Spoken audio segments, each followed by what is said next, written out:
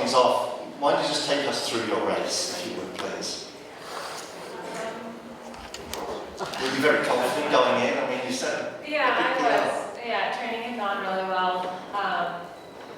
Yeah, I felt like I was ready for a new PR, and I felt good from the start. I trust my coach a lot, and he told me to trust how it felt, so even though it was a little faster than we talked about, it felt right. And yeah, before I knew it, I found a pacer.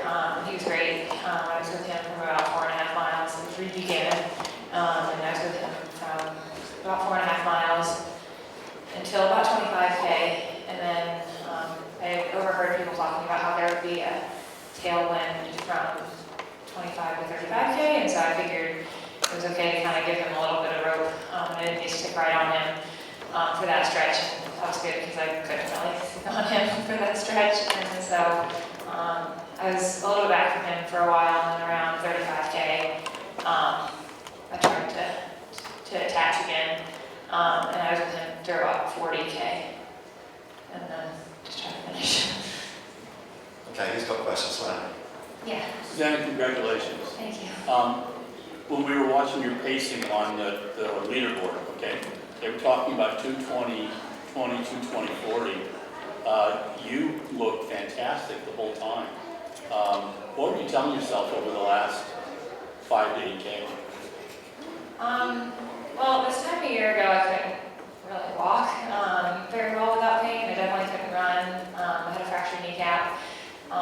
And my coach and my husband, I feel like, did a lot of the believing for me when they probably didn't have a lot of reason to. So I was thinking about them a lot the last 10K or so. Because it's just been, like, the last 5 months have been awesome. The training has gone really, really well. I kind of assumed that there would be a hiccup along the way, just because for 7 months I was more or less stuck in the pool with some kind of spurts running there. And so I feel like it's been a dream couple months of training. My coach has been super patient and kind of gotten me back better than I ever was before. So I was just thinking a lot about that the last 10K. Do you still do a bit of supplemental work for your knees? I do. Well, I do a lot of work in the pool anyways. I teach 6th grade, and so I'm on my feet a lot.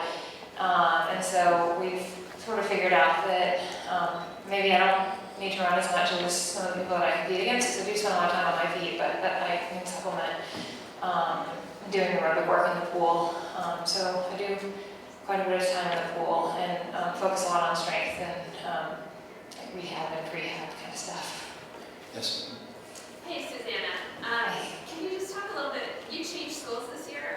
I did. And then, like, does that afford you more flexibility? Are you still teaching 6th grade math? I am teaching 6th grade math. Yeah, I switched schools. I was in Fairfax County Public Schools for the last 9 years, and now I'm at the Langley School. It's just up the road from my old school.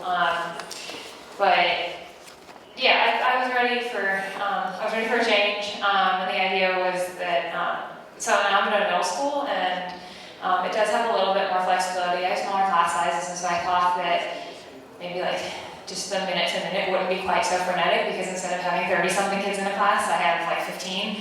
And so that's definitely been an adjustment. But being new anywhere is kind of, it's hard. And so everybody's been super welcoming, but I feel like there have been different trade-offs, but so far so good. Yeah. Well, you ran the World Championships marathon, so you hit the standards, right? I didn't know if the window is open and it works, then I would love to. So, yeah. Do we have other questions for Susanna? Can you just talk about the pace setter situation where you set up to go with someone and then like you just found someone randomly out there? Yeah, we had talked about the pace group that Jackson Neff and Rory Linkletter were going to do with. Heading into the weekend, we had heard that they were going to run right around 71 minutes, which was sort of what I was thinking. And then in the last 24 hours or so, it seemed like they were going to go a little bit slower.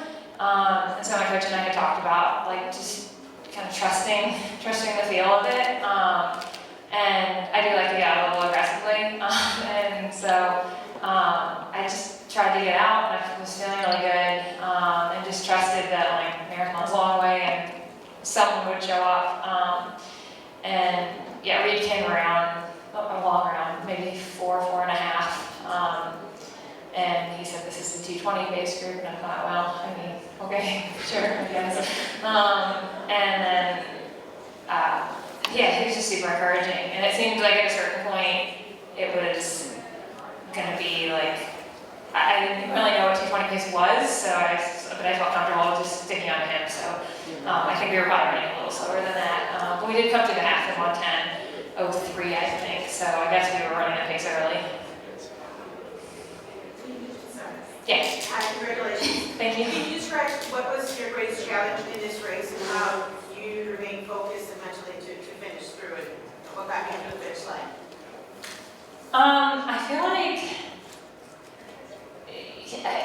well, my quads were kind of shot with that 4 miles ago, but that was challenging. But I was just super excited for this opportunity, and I felt like it went about as well as it could have.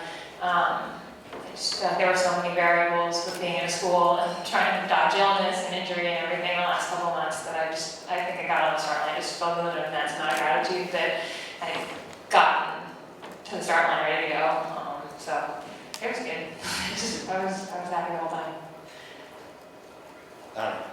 Susanna, what's the biggest lesson you've learned from this build-up and from this race? Just to trust the process, not worry about results. I feel like my coach had to remind me that a couple times, but yeah, it's worked. So take it one day at a time. That was Reed Buchanan. Was it Reed? Reed Buchanan, yeah. Yeah, he was super encouraging. At one point, he told the guys that were around us that I shouldn't be taking any wind to like cooperate because there's a lot of like jostling. And then once he gave them that direction, they kind of got like a V formation, and I was like, this is great. So, yeah. David. Hi, Susanna. Congratulations. Thank you. Do you think you'll be using any of your prize money to fix up your new house in Maine? Maybe. Yeah, I wasn't thinking about it, but it certainly comes handy because it's definitely a fixer-upper. So. Okay, we have no more questions for Susanna. I'll just say thank you. Congratulations, wonderful race.